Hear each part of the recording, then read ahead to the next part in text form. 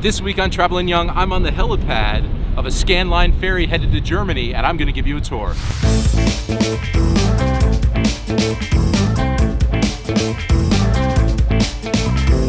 We're the Youngs. We've spent our lives traveling the world, and in 2018 we moved from Chicago, Illinois to Copenhagen, Denmark. Now we want to share with you how our new lives abroad is keeping us young. keeping us young. are helping to keep us young. Welcome to this Tuesday's Travelin' Young.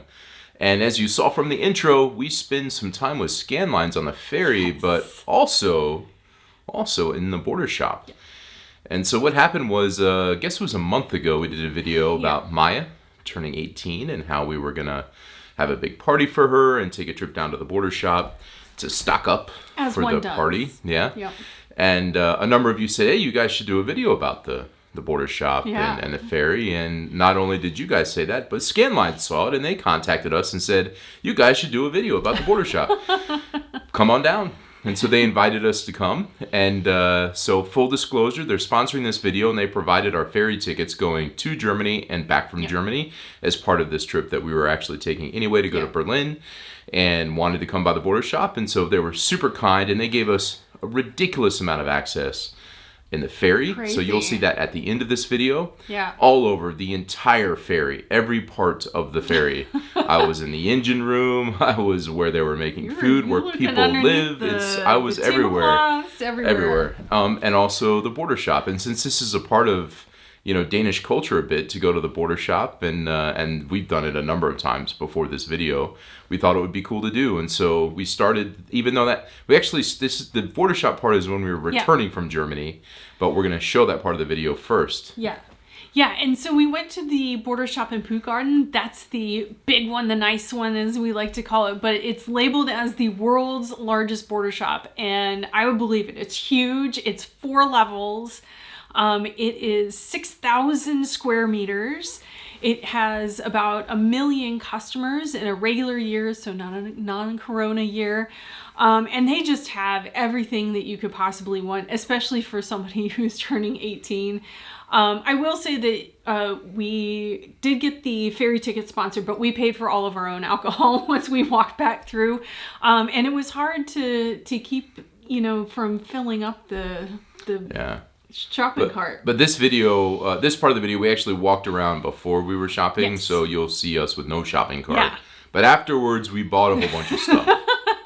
For sure. Yeah. All right, but let's go ahead and show you our little journey through the Bordershop as we go floor by floor and have a little bit of an experience walking through. All right, so as many of you know, Maya's 18th birthday is coming up. We're having a big party for her, and the place to go if you need to get alcohol is the Bordershop. This is actually our favorite Bordershop because it's the bigger one. We're in Puttgarden.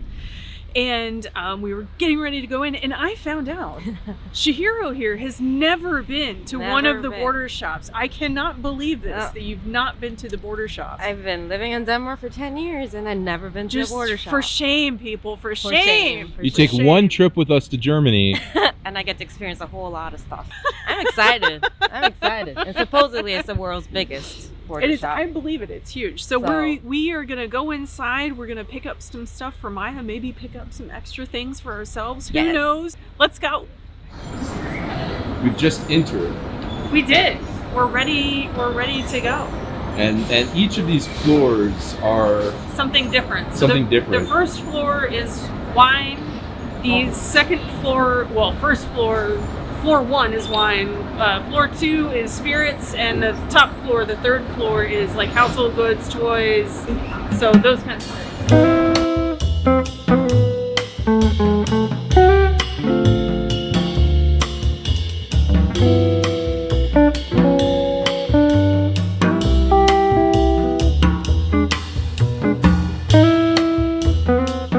Don't break anything in this room, Miranda. I will not break anything in this room. So here in the Bordershop, there are obviously a lot of wines everywhere that you can buy, but they do have this very special room, and it's very cool in here, so they're keeping everything kind of temperature controlled.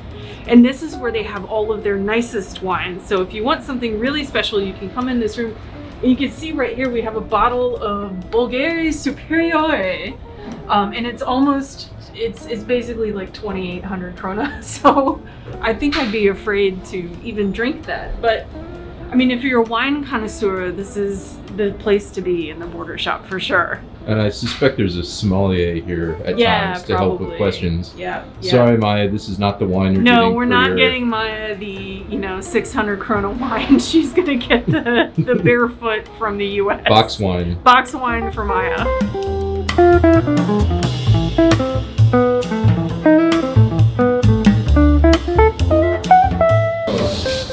We're going to the spirit floor now. Yes. You ready for some whiskey Pour and some bourbon? whiskey, some vodka, gin. Yeah?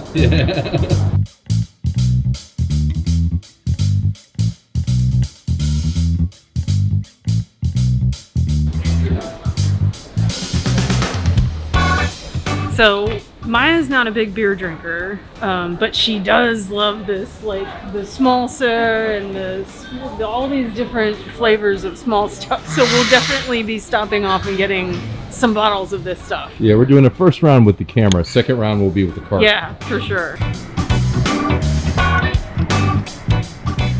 Through here, we stop by every now and then when you come through the Bordershop. Sometimes there's places where you can stop and try things, and we just found this rum sostenible. Yes, which means sustainable rum in Spanish. Okay, and so how is it sustainable?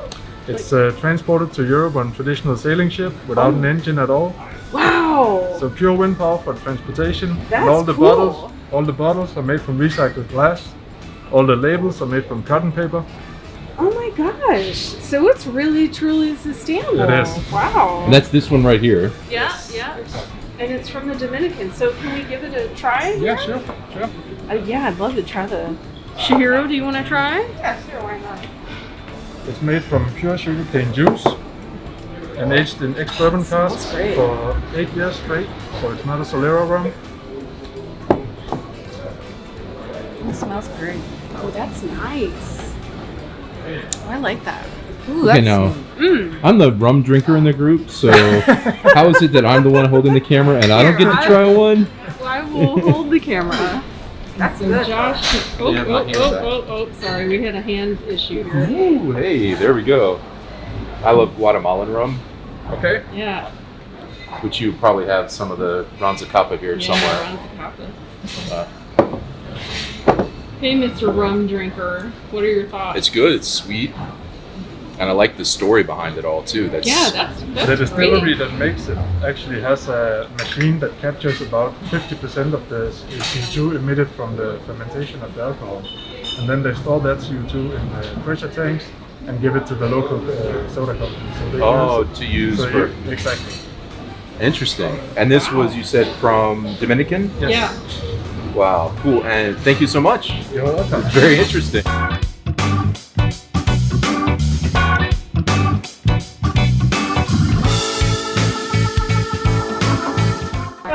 We're back in Tennessee. We are. I had to stop by and say hello to my home state. We actually used to live about 15 minutes from where Jack Daniel's is actually produced in Lynchburg, Tennessee.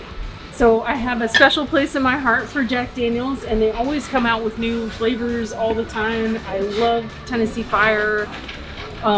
Gentleman Jack is really great. And then of course you've always got the traditional Jack Daniel's whiskey bottles. So had to come say hello. I feel like we're going on a little tour of the world while we walk through this. We are. It's definitely true.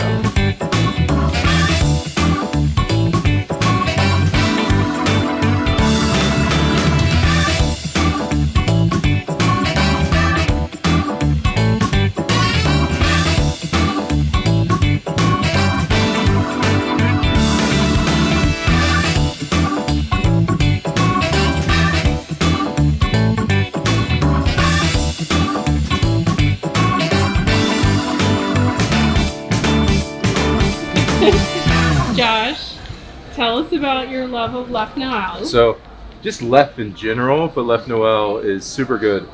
And people have asked me my favorite beer, and we only drink Danish or maybe German beer on the channel, but Left is my favorite. The first time Miranda and I went to Europe together was to Paris, and that's the first time I had Left, And by the time we left the trip, this is in 2003, I said, I'm not even going to a cafe unless they have left.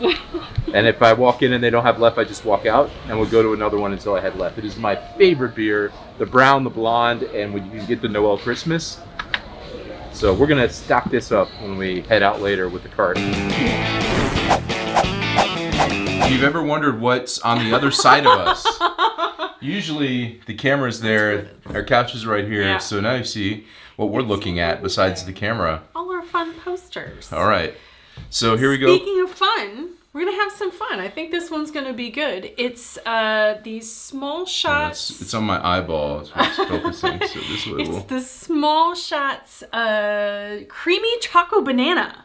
Yeah. I feel like you can't go wrong with that. We love the packaging on this bottle. So that's what sold us. So that's what sold us. Let's so we're see. gonna try it. Cheers. Skull.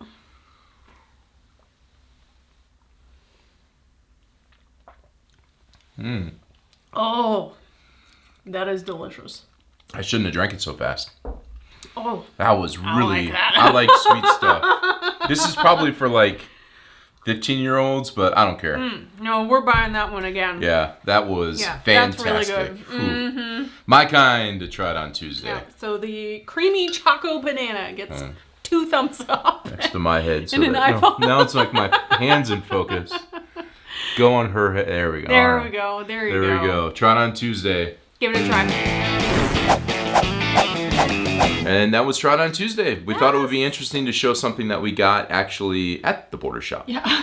That we. Why not? It's like just like Costco in that you go in and you always leave with things you didn't expect to leave with, and that's what we just tried for you. That's what happens. All right, so the next part of this video is actually when we go into the ferry, and so as I mentioned, that's the first part of the trip, and Miranda wasn't with us. She flew and met me in Berlin, and my friend Chihiro and I went and took the ferry down. And we left from Gedser and went to Rostock, so it was actually a different route.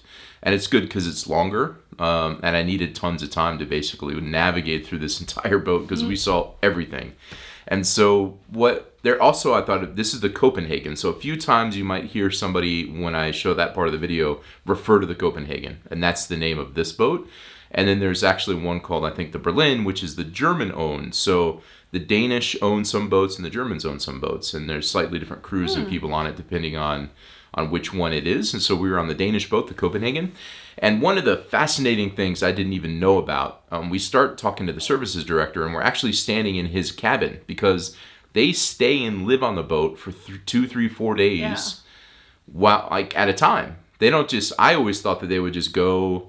get on the boat, maybe take a couple trips back and forth, and then go home. Yeah, they don't. What I thought. They actually stay on the boat. So the cabins that the crew, the main, captain and people like that live on, are above where the passengers are. When you're getting on the boat and you're hanging out and having food and stuff, people are living directly above you.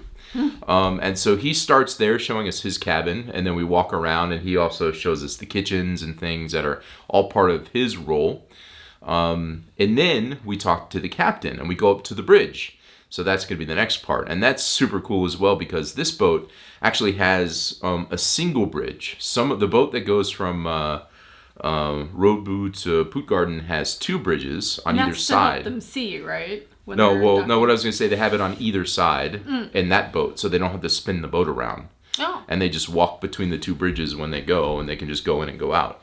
This one has a single bridge, which means they spin the boat around whenever they go in and out of port. And that's one of the times when they're using the hybrid engine, so it's like super quiet when they're spinning around. Also on the edges of the bridge is where they have the stuff that allows them to see easily. So if they need to go to one end, they can control the whole boat actually from one end or the other end besides the center. Oh. So we get to walk around the whole bridge and talk to the captain.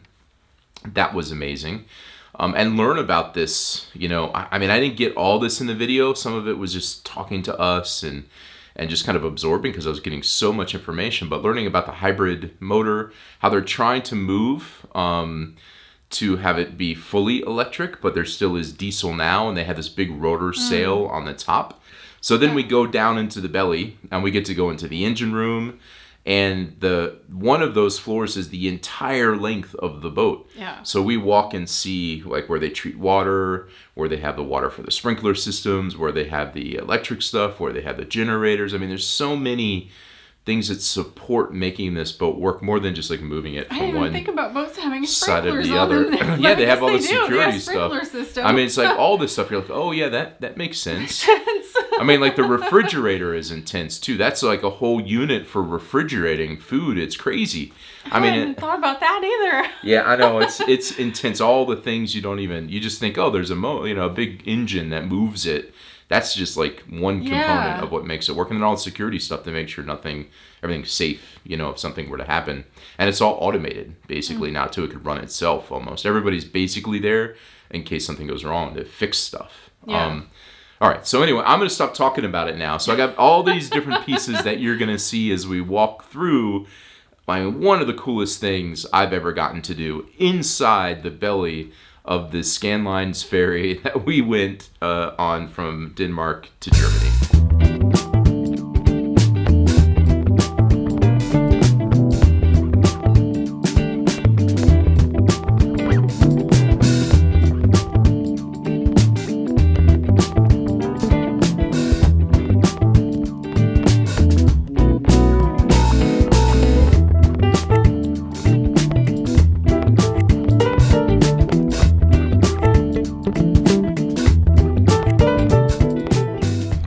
So normally we are on board for 2 to 4 days for a shift, and then we go back home. And it depends on the schedule, but then we have 2 to 4 days off work. So, and right beneath us, we have all the passenger areas. So this is the upper deck that you can get on, and right above us we have the rotor sail, and then we have the helipad for if something should happen, accidents or stuff like that, then we can get a helicopter on board. And how many, you said there was 10 rooms like this or 14 rooms like this? 14 rooms like this, yeah. And usually there's around 10 people staying at any given time in these rooms. Yeah, exactly. And you have the cleanest room. I have the cleanest room right now because I haven't used it. You just got here today? I just got here. Okay. So it's getting clean for us. So there's the cleaning staff on board does that for us. And what's your role on the ship? My role is I'm a supervisor. So when I'm on board, it's my responsibility to take care of the catering outlets and the retail outlets on board. This meaning the shop and the perfume shop and the cafeteria and the restaurant. Okay. That's my responsibility. Very good.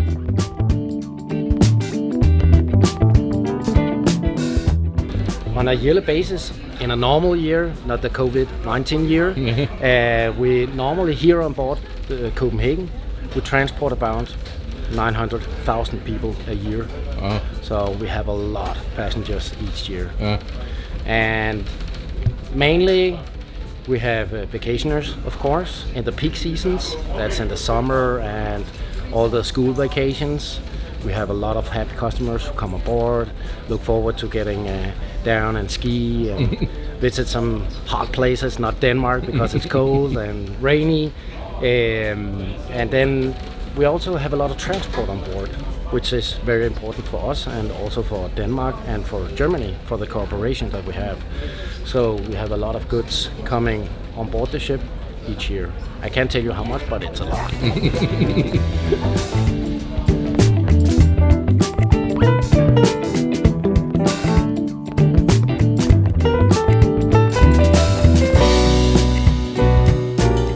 So this is where we make all the sandwiches and all the salads, and we have the buffet where they also have a lot of preparation on a daily basis, which is made here. This is where the magic happens. Oh yeah. And you're the magician. Yeah.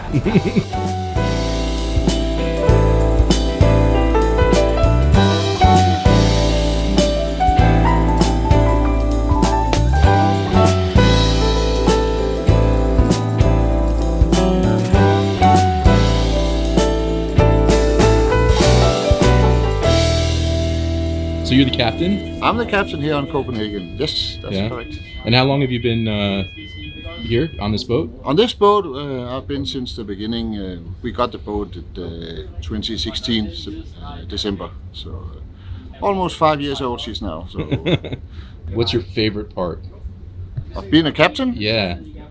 I think my favorite part is that I feel good when the crew is performing good and they feel good. Very That's good. the most important thing. And what is something interesting and random that somebody would never know about a boat like this? About a boat like this? Yeah. Like as a passenger, I get on this boat, I know nothing behind the scenes. What's super interesting that you think? That's a lot of interesting thing. If you are into electronic, for instance, this is heaven, because we have electronic and mechanic things all over the boat. So if you're into that kind of stuff, this is the place to be. Take a look around. Here at the bridge we have, I think it's 36 screens. Some of them are screens for 4 computers each. So there's a lot of technique here on this boat. Very cool. So if you're a geek, this is the place to be. You're in heaven here, yes. And yourself, are you on the board for 2, 3, 4 days at a time as well? Yes, that's the same. Normally we work 3 or 4 days, and then we have 3 or 4 days off. So this is your home. This is my home. Sometimes most of us know our colleagues better than even our wives. That can happen. I was a consultant for many years, and you travel a lot the same way. Say this is our small workshop. Today we operate on diesel oil, clean diesel oil. A year ago we operated on heavy fuel oil, which was a little bit more difficult because then you have to operate for the environment, quite extensive exhaust gas cleaning, and those systems are pretty complicated. That we do not need today because the diesel oil is the same as you will take from your car for a diesel car on a gas station. So it's a little bit easier today. But once again, the workshop, 5-6 people, and we do a lot of things by ourselves. But let's have a small walk. Another important thing for the passengers and all is the water treatment. That's drinking water, which is cleaned and whatever. We just take normal water from shore and then we treat it and make sure that everything is okay to keep it on board.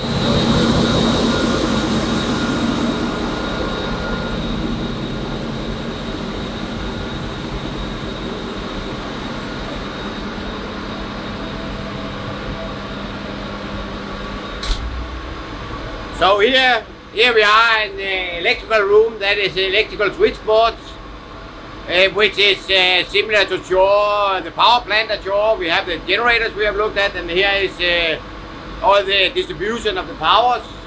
On board here we both operate 6,600 volt and 400 volt. And on your back side here, that is a part of this hybrid system. That is the electrical equipment for the batteries, which means that the batteries are integrated through converters, and those converters then once again integrated in all the stuff around here, all the power management system of the vessel.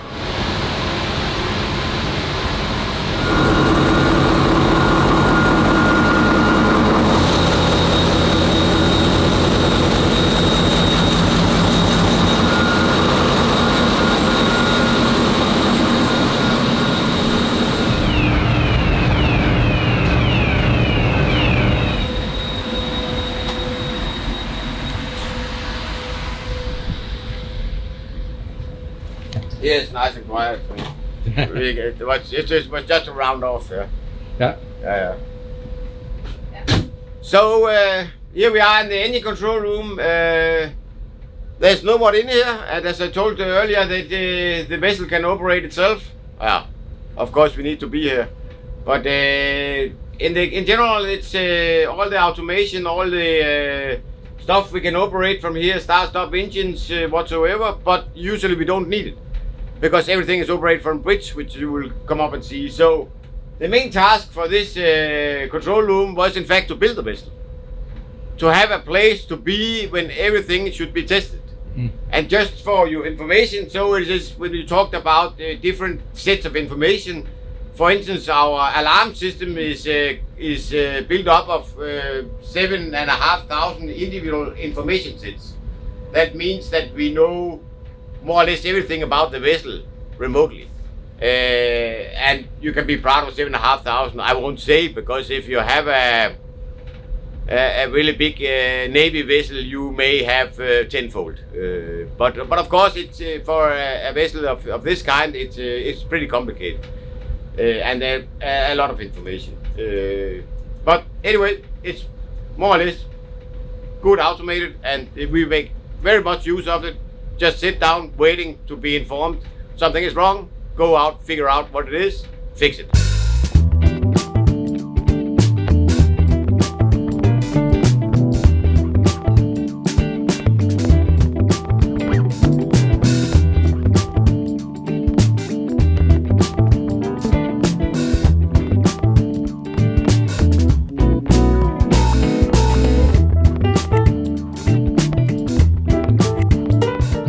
So there you go. That's the You tour get to of the have ship. all the fun. Like, Yeah, I that was- so wish I could have been there and seen all of that. It was pretty amazing, and I mean, I have so much more footage I couldn't even I had to edit to get this down into something, and the engineer gave us a lot of really interesting information about the whole thing. Well, and I don't think people really think about ferries being like super cool technology, but once you start learning about them, my gosh, they're so fascinating. Yeah, I mean, and they're really an innovative place, and I was really struck by everybody I met had worked for them for many years.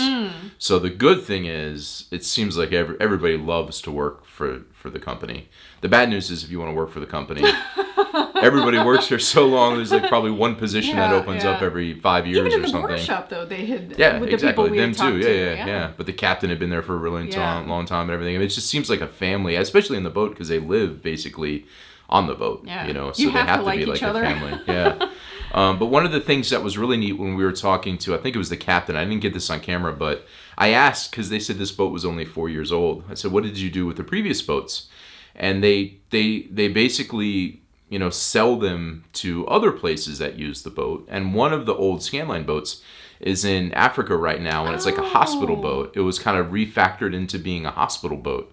And so it was really cool to hear that, you know, that it kind of like the second life became this like really good, you know, hospital boat that's down. And they said that somebody had seen it and told them about it, because I guess there's still some maybe evidence of Scandlines. That's such a great use of it, too, because you always hear about these, like, boat graveyards, you know, so... Well, I mean, it's so big, and there's all that space that they have open for cars that you could probably do tons of stuff on, and they have to have the helipad, which would be pretty helpful if you're trying to, you know, do stuff with hospital, being able to bring people in and out. So that was really... They also told me that...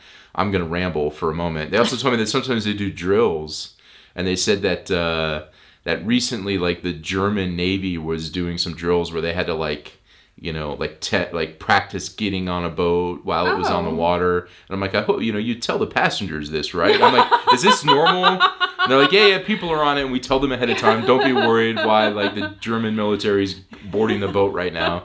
I mean, it sounds like it's just like an adventure all the time, like stuff that's happening. Yeah, it seems like a really neat place. And I mean, I had such a great time. Everybody was really neat, and it was so cool to see all these parts that, I mean, I've been on those boats before, and I just kind of go and sit in a chair and take a nap, maybe have a schnitzel or something, and I don't even think about all the stuff that's going on above and below me. And now I'm getting to see it all. So I hope you guys enjoyed getting to kind of this special all access pass to what this ferry... Maybe you'll appreciate the ferries more. They work hard for us. Well, I've been on more ferries in the last year than I've been in my entire life. Since moving here, I've been on a lot of ferries. All right, well, that was an amazing experience. Thank you, Scandlines, again. Thank you. For supporting us and for kind of helping make this possible and reaching out with the idea and being so cool every single step of the way, because it was such a really cool adventure for us. And I'm sorry that Miranda didn't get to go. Maybe we'll contact you sometime when she's on a boat. And I mean, I'm buddies with everybody on the boat now, so I just got to make sure I'm on the Copenhagen. I got to make sure I'm on the Copenhagen when I'm going. So. All right. Well, anyway, I hope you enjoyed that, and I did more of the talking because you weren't with me on the. It's all right. Yeah, but you were there on the way back, yes. And you were there on the trip to Berlin, which isn't going to be this week, but coming up pretty soon. There's some pretty cool stuff happened while we were in Berlin, so you're going to have to stay tuned for that.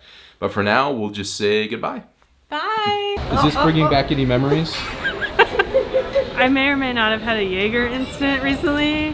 Yeah. But now I like Jaeger, so. When you go to organized events with Peter. That Jaeger happens.